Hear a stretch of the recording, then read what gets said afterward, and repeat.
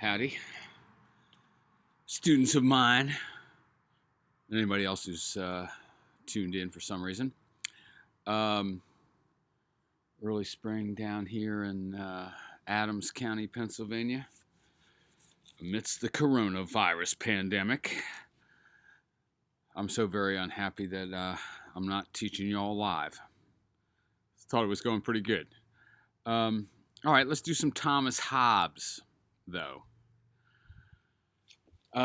Check out the handout on Moodle on social contract theory, introducing and defining some of the basic concepts, giving years and things like that for Hobbes and Locke and Rousseau. All right, Hobbes' Leviathan, great classic of Western philosophy. The man's known as the Monster of Malmesbury, the town he was from in England. Because of his materialism, that is his basically emphasis on material reality rather than spiritual reality, which was not necessarily the thing in the 17th century. He's a skeptic. He's a realist in certain ways, like Machiavelli. All right, but let's get right into the meat of this. I'm not going to do much in the way of scene setting and introduction, so I'm just going to, in these lectures, I'm basically going to pile drive the philosophies, I suppose. All right, so as I say in the handout and as I've said in class, social contract theory has, in all versions, basically has three phases. State of nature, which is the pre-political condition of human beings, the condition of human beings without a government, that is a political state. Then the social contract by which people come together because of the drawbacks of the state of nature and reach an agreement to obey a certain person or a certain group of people, or perhaps even certain principles or laws. The reason that the government is binding, the reason why the law makes any kind of claim on people at all, the reason why being against the law is allegedly morally significant is because you have agreed to abide by the law in a social contract. And then the third phase is, sorry about kicking the table, vibrating the computer. The third phase is the political state, or really the situation of all human beings now living under a coercive political power, that is a power that claims a monopoly of force over a certain geographical region and is able to effectively maintain such a monopoly, although not invariably. That's not to say that no violence or force occurs outside of state control. All right. So Hobbes's view of the state of nature is extremely dark. All right. Human beings without a coercive power to constrain them are always self-seeking. Hobbes kind of shares a vision. This is sometimes thought of as Adam Smith's vision, although that's a little bit unfair. But it's kind of basic to capitalist economic modeling and stuff like this. But it's also goes back to Aristotle. Hobbes holds that everything human beings do, we do in pursuit of some good. Everything we do is purposive. It's in pursuit of a certain telos or outcome that we desire. And for Hobbes, this basically comes down to power. Our real desire is to secure ourselves, make ourselves secure because we're radically vulnerable to one another as well as to other aspects of the world. So we're trying to make ourselves safe. And to do that, to become perfectly safe, I would have to have omnipotent power. Right? I pursue power after power in order to make myself secure. So all human action is pictured as self-interested and as basically a pursuit of security and the power that makes one secure. And human beings are pictured as, in this sense, rational actors. That is, we're pursuing some good, and everything that we do is explicable in terms of what we're trying to get, the goods we're pursuing. All right, so he says this about the state of nature. This is chapter 13 of the Leviathan. And as I said in class, one thing he holds is a certain kind of equality of human beings, not because we're all equally precious to God or something like that, and certainly not because we're all equally strong or intelligent. Hobbesian equality is just the fact that in one way or another, almost anyone can kill almost anyone else. Now, there's a merry thought for you. That is, everyone is vulnerable. And, even if I'm the weakest person in running around, I could gather Confederates and murder you. All right. So in that sense, we're all vulnerable to death, and we're all possibly murderers of each other and so on. In that sense, we're equal. And we're all pursuing our own goods, and we're competing for those goods. And that's what sets up the state of nature as Hobbes understands it. So this, again, is just the state of like primitive human beings without a government. All right, so this is one of the most famous passages in political philosophy. I did read it in our last class. Many of you weren't there, though, too. Hereby it is manifest. This is page 320 in the top of the right-hand column in our text. Hereby it is manifest that during the time men live without a common power to keep them all in awe, that is, without a government, they are in that condition which is called war, and such a war as is of every man against every man. So the war of all against all is the way this is often put. And like I say, this is just a kind of transcendently famous passage in the history of political philosophy. Whatsoever, therefore, is consequent to a time of war, where every man is enemy to every man, the same is consequent to the time wherein men live without other security than what their own strength and their own invention shall furnish them withal. That is, I've got no security but what my own strength and invention can give me, because I've got I can't call the cops because there is no government. In such a condition, there is no place for industry because the fruit thereof is uncertain. So I wouldn't engage in long-term building projects and stuff, because someone's just liable to come and tear my place down or take it over. And consequently, no culture of the earth. If my farm is not secure, and I'm in the middle of a war of all against all, I'm not going to, set up what I need to set up to harvest in the fall. No navigation nor use of the commodities that may be imported by sea. No commodious building. No instruments of moving and removing such things as require much force. No technology. That's me. No knowledge of the face of the earth. No account of time. No arts. No letters. No society. And which is worst of all, continual fear and danger of violent death, and the life of man, solitary, poor, nasty, brutish, and short. Different social contract theorists have different pictures of what human life is like without a government. That's a particularly extreme one, but a particularly clear one. Life sucks in every possible respect without a government. Again, we should contrast this with Aristotle's view that human beings are naturally political, and so that you're not going to find human beings, according to Aristotle, living in a pre-political condition, because we're political animals. We will organize one way or another politically. So if on Aristotle's view, like this Hobbes view of or Locke or Rousseau of human beings living in a pre-political condition. It just cannot be factual. I'm not supposed to be touching my face. I realize that it's, itching my nose. Okay.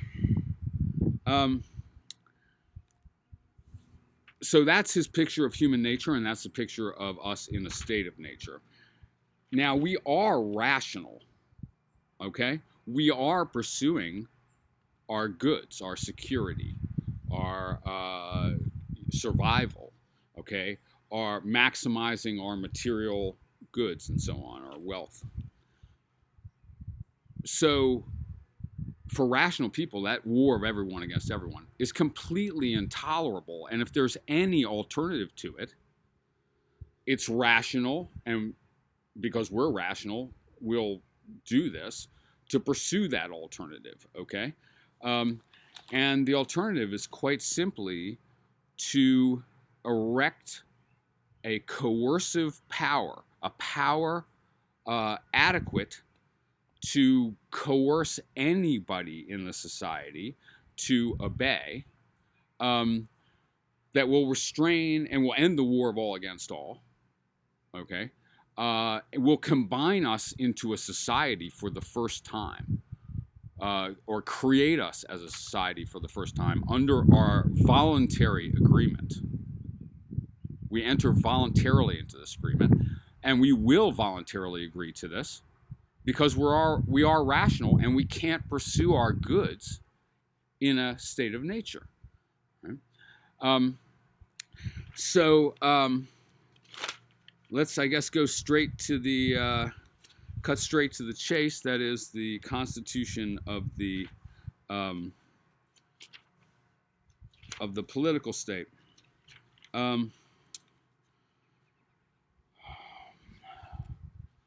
Okay, and as he says, an agreement, covenants or agreements without the sword, this is Hobbes' claim, are void. If it's not enforceable, it's not effective, okay? Because of, and I'll let you look this up if you want, or you're probably familiar with it, the free rider problem. It will be to each person's advantage to violate the agreement as long as everyone else obeys it, in a case where you don't have a coercive power to enforce it. Okay? So if everyone else is, paying their taxes and getting police protection, I will benefit from that even if I fail to pay taxes. Okay?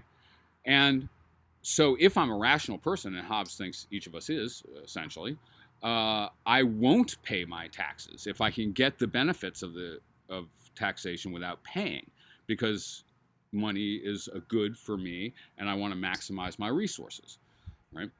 So, and this is rational decision theory.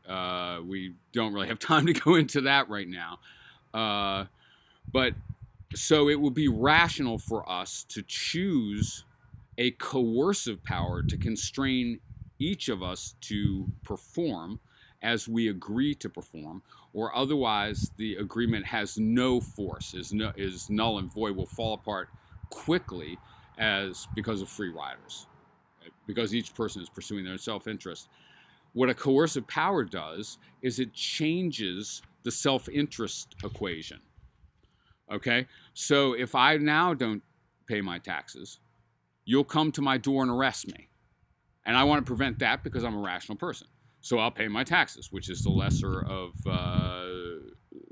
problem, all right? Or, the way I can maximize my good in this transaction, all right? And then we have a valid agreement. Okay, so coming out of the state of nature, this is the social contract moment.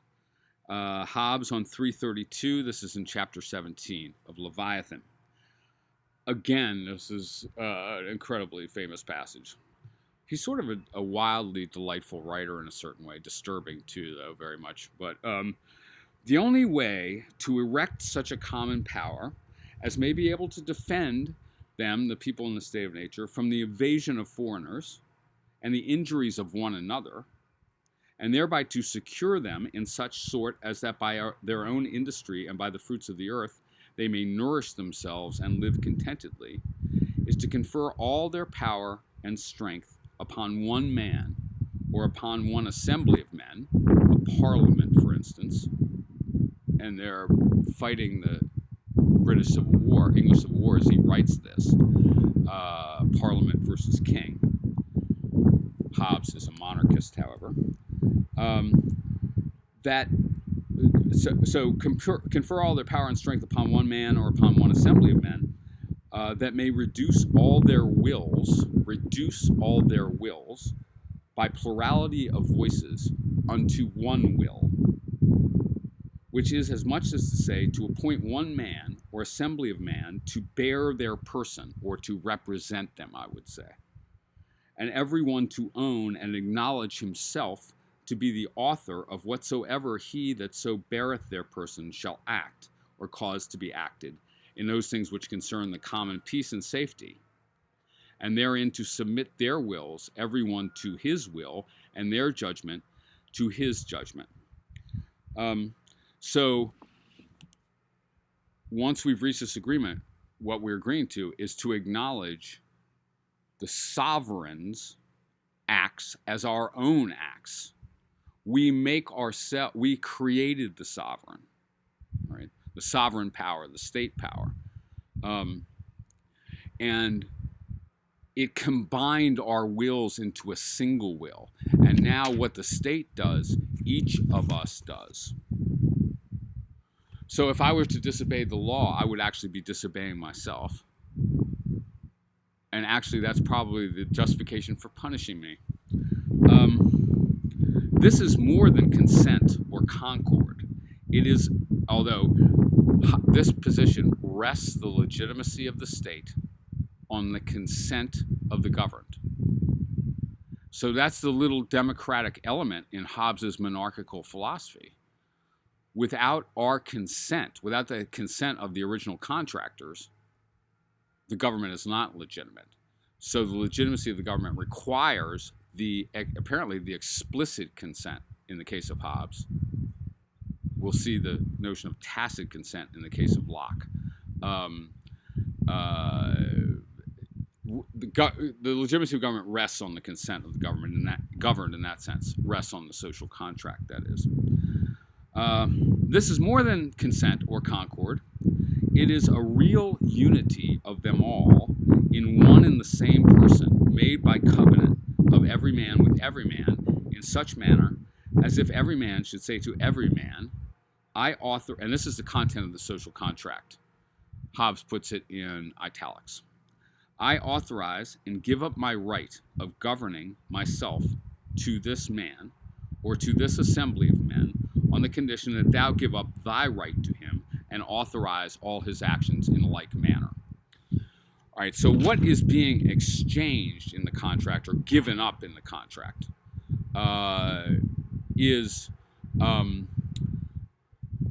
it's a transaction of rights. So I give up my right, in a state of nature, I have a right to anything I can grab. I have a right to kill anyone who I think is endangering me in any way whatsoever. Right? These are natural rights. Like because in the state of nature, we're just animals. I guess Hobbes would say that a lion has a right to kill a zebra, or something like that. I don't know. Okay, but I'm giving up a whole bunch of those rights. Well, what I'm giving up to enter in this contract, or the consideration in this contract, is not cash money or goods or anything. It's rights. And the contract is performed among the people. It's a contract among the people, not between the people and the sovereign. In fact, for Hobbes, the sovereign is not a party to the contract. Okay? So, for example, for Hobbes, the sovereign cannot violate the law by definition. And that's part of what probably absolute monarchy means. He's not a fan of the rule of law in the sense that everyone is obliged to obey the law. But the sovereign is not a party to the contract at all. But the sovereign comes to embody all of the people. The sovereign becomes a collective agent, embodying the will of all. And this idea of collective agency and collective will runs like lightning through modern political philosophy to the present day. How do we make our individual competing wills into a single collective will? Hobbes is obsessed with that. So is Locke. So is Rousseau. So is Marx. Right? And I guess maybe someone like Thoreau denies that such a thing is possible. You can think about whether it is or not, or what that means exactly. Okay. I authorize and give up my right of governing myself to this man, or to this assembly of man, on this condition, that thou give up thy right to him, and authorize all his actions in like manner. The other parties to the contract. This done, the multitude, so united in one person, is called Commonwealth.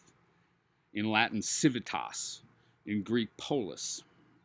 This is the generation of that great Leviathan, giant, this great whale. Or rather, to speak more reverently, and this is Hobbes characterizing the political state. That mortal God to which we owe under the immortal God our peace and defense. For by his authority, given him by every particular man in the Commonwealth, he hath the use of so much power and strength conferred on him, that by terror thereof he is enabled to form the wills of them all, to peace at home and mutual aid against enemies abroad. And in him consisteth the essence of the Commonwealth. In the body of the sovereign consists the essence of the Commonwealth, which, to define it, this is a definition of polis, commonwealth, or civitas, or polity, perhaps, for Hobbes. One person of whose, and that is really, it could be a collective agent, or it could, it's odd how Hobbes uses the word person in a certain way. Anyway, for example, a lawyer representing me in court, in Hobbes' sense, personates me, carries my person. An actor playing Shakespeare on the stage. Hobbes was a younger contemporary of Shakespeare. In Hobbes' sense, is acting me, enacting me, representing me, or Okay. An actor on stage playing Hamlet is acting Hamlet, enacting Hamlet, representing Hamlet, or personating Hamlet, or carrying the person of Hamlet. So anyway, the way the British use the word person in this period is complex and interesting, and the way Hobbes uses it in particular. Okay, anyway, the definition of civitas, polis, is one person of whose acts a great multitude, by mutual covenants one with another, have made themselves every one the author, to the end that he may use the strength and means of them all, as he shall think expedient, for their peace and common defense. Okay. Okay, that's the basic philosophy, and then we're in the period of the political state. Now, just to emphasize a few of the things that will end up contrasting Hobbes with some of the other figures we'll see, such as Locke in some ways, and Thoreau in some ways. One question would be to address to all these philosophers, or like sort of one central question of modern political thought. And it arises in the ancient political thought too, in Plato in some cases as well, is the question of civil disobedience. In what, circumstances, if any, is it legitimate to disobey the law or disobey the edicts of the ruler. Right? Hobbes's basic answer to that question, and here he contrasts with the later thinkers, is that that's legitimate in no situation. Okay? So, for example, if the ruler tells me that I have to go into exile, or if the ruler sentences me to be tortured or something like that, right? That's me exiling myself. That's me torturing myself. Like I say, I folded myself into a collective consciousness, a single person, when I agreed to the social contract. I am the state, okay? If the state punishes me, fines me, takes all my stuff, imprisons me, exiles me, tortures me, that's me doing it to myself, and I shouldn't whine for a moment. Okay? Now, the only exception to that, and it's not it's not very useful as an idea, is that the state can order me to be executed. In fact, for Hobbes, that's basically, and this is true of Locke too, it's that power that on which rests all the other powers of the state. The state can demand everything, including my life. All right, so, but if the state sentences me to death, it cannot expect me not to resist.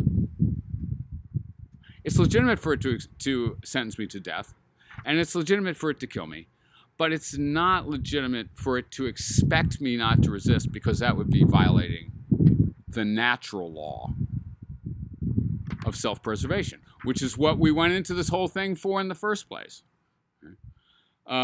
So the only exception where I'm just not going to be able to enthusiastically accede to my own execution, probably, because I'm naturally a self-preserving type of person. I mean, or creature, as we all are. Okay? Another feature of Hobbes's version of the social contract theory is that he has no conception of natural morality. Okay? Like I say, in a state of nature, there are no moral facts for Hobbes. Nothing is wrong, nothing is right. All moral content is produced contractually. Hobbes defines justice as performing your contract. Okay? He defines injustice as the not performance of covenant. Right? So it's only injustice. Justice is a conventional idea. It's what we agree to. And so, for one thing, it will be different in different societies because it's just what the state says it is under the auspices of a social contract. There is no right and wrong, no justice or injustice outside of what we agree to. All right? So that expands into a whole theory of morality and a whole theory of human action and a whole theory of value. All of those things proceed by social agreement. And the political state, the government, is the only reason our lives are tolerable at all. I'm sure you agree with that. Anyway, okay, so that's, I guess, my half-hour ram through of Thomas Hobbes. Talk to you soon. Communicate with you soon, one way or another.